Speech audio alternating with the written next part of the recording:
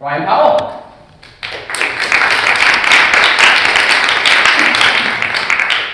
Hello, thank you for coming out. This is a beautiful event. I was very happy to actually be asked to be a part of it. It's really nice to be able to talk about mental health and things that we don't really just mention in like coffee shop situations. We don't really talk about this sort of thing as naturally as we should. As Sam said, he's with me before, in our company, Colourvision. In Colourvision, we do try and inspire young creative children. This is through film, art and music. But our main focus is film, because within the film we can really express the imagination. So I kind of want to talk mainly on the imagination. The imagination is such a powerful thing. And daydreaming is something that's kind of frowned upon, especially in our education system, that actually daydreaming is very, very important as long as we make action on it. An idea here is very different to an idea that's actually out here, if that makes any sense. So I had the idea of Colourvision, the idea to get children feeling like movie stars, feeling like rock stars, and we bring them to the stage. Oh, sorry. We bring them to the stage. If that idea was just always here, then it would be kind of pointless, kind of redundant, and the imagination would be very wasted. Human beings, we are like the only beings that can use the imagination effectively. We daydream, we dream, and we can actually create different realities. If Steve Jobs had the iPhone and was like, that'd be cool, and just sat in his room, and that was it. It was just an idea.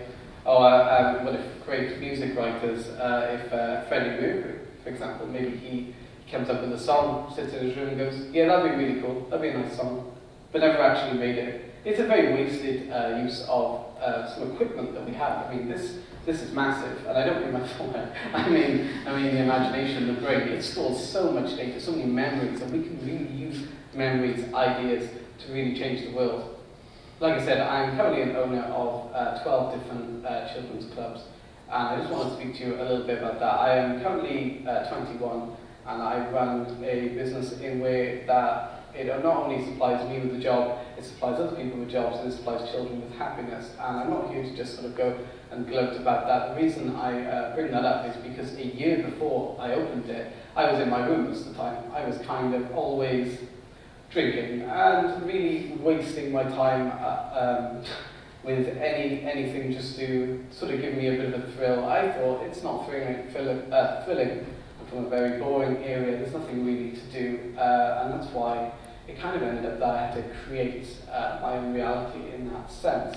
So I'm a OCD sufferer, and it kind of links in with a lot of anxiety. And OCD, a lot of people think it's like placing objects, like very simply in a row, or like ordering some books and color coding things. And OCD is a lot more than that. OCD is actually kind of overthinking. It's ordering thoughts. You have so many thoughts, your mind's always going thinking, boom. And you're always thinking, you're always worrying. You see someone and you're like, I hate that person. No, I don't hate that person. Yes, I hate that person. Why do I hate them? Why am I thinking that? And your mind is constantly on the go. And that's a lot to deal with. That can be very, very difficult. When your mind is always on, you're always worrying. Did I lock the door? I'm sure I locked the door. Did I? You're always going, and that can be very, very difficult to deal with. But I went to the doctors, and the doctors would be like, yeah, you have OCD, you have these problems, and with your OCD, it means that you are going to struggle with this. And I talk to my friends, they're like, it's okay, it just means you're going to struggle with this. I talk to my parents, they're like, it's okay, you have OCD, fair enough, you're just going to have a hard time with this. However, what we don't tell anyone is what we can actually benefit from having issues. My OCD does mean my brain is on all the time. It does mean sometimes sleep can be very, very difficult, but because my brain is on all the time, it means I am very organised. And I am always thinking of every possible outcome. So what could I get from this? Well, I could start a business. I'm always thinking of different things. I'm always on the go. So why don't I use my OCD not as my downfall, not to make me sad, not to make me depressed, but to actually help other people and help myself? That'd be a much better use of what I've got. I've got an overactive imagination, and this imagination, I can stop imagining my fears coming to life. I can stop worrying if I've locked the door or not. I can stop thinking about this, and start thinking about something a lot nicer. Wouldn't that be a far better use? Same with people with anxiety, always thinking of every outcome. Anxiety is actually a massive part of the imagination. with my imagination now, I tend to create lovely little characters that children can go and watch. However, my anxiety before and my imagination before would always be imagining bad things that could happen. Anxiety is very, very, very largely linked to the imagination in the sense of when you're anxious about something, it hasn't happened yet. It might happen. It may happen now. It may happen later. You don't know. Anxiety is, I wonder if this will happen. I wonder if this will happen. And then people who are depressed get depressed about past things, but they don't exist in this moment right now. I could be worrying about 10 different things right now. I'm sure I could be worrying on how my mother's doing, how my auntie's doing, things like that. I could be worried on quite a lot of things. But in this room right now, nothing bad is actually going on. Nothing at all. We're all here. We're all pretty all right. We seem okay. So we could be worrying on so many things. I could be worrying about past trauma. I could be worrying about the time where my OCD got so bad I became quite delusional and I started seeing things within the room, and I was in a very difficult position. I could really worry and struggle on that. But why? When I'm in this room, nothing is actually going on. Why let my imagination create these awful things? As children, we use the imagination to pretend we're like a cowboy or a spaceman. But as adults, we use the imagination to worry and stress about the future. That's really not something that we should be doing. We should keep thinking about being cowboys and spacemen. Why not?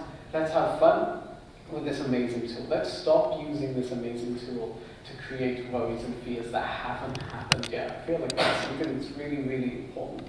And that's something that we definitely don't do. And in our education system, unfortunately, we don't teach a lot about the imagination. We don't teach a lot about mental health. Although schools are starting to get a bit better with it, we definitely don't. I came out of school not knowing what OCD was, and then I suffered with it.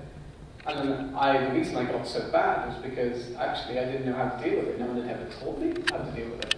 I think that's not very fair. And unfortunately as well, our school system taught me how to be an employee and not an employer, which is something that I hope we can change as well. In school, we come in for 9 till 3, and then we're given these tasks and we do these tasks. We don't open school and say, hey, this is all the work you've got to do. Use the school whenever you want to. Maybe that would be a better way of doing something like that. But into regards of the theme of the event with mental health, one of the biggest things I would say is really, you want to talk to people about it. One of the ways I got over, and I'm in the position I'm in now, is that I did end up going to see someone and put me into a completely new perspective. That was really useful. And use it as your superpower. And I have one example of that. In one of the children's clubs, I had a little boy come up to me, he was crying, so I took him outside. And he said to me, I'm not as good as the other kids. I've got ADHD and I've got autism. And I was like, really? That's very sad that you think that, because you have so much more energy than the other kids with your ADHD. With things like ADHD and autism, the left side of the brain is very active, and that's the creativity side of the brain. His brain was always on, always thinking. I was like, you have all this energy. You have more energy than a lot of the kids here. It's not that you have a problem, it's the fact that doctors and things like that have told you that you have issues. Rather than saying you've got a superpower, you've got ADHD, that's your superpower. Use what you've got, use your mental health, and transform it into a superpower rather than it's a problem. So that's all I have to speak to you about today. And thank you very much for listening to me. That was very nice of you. Thanks.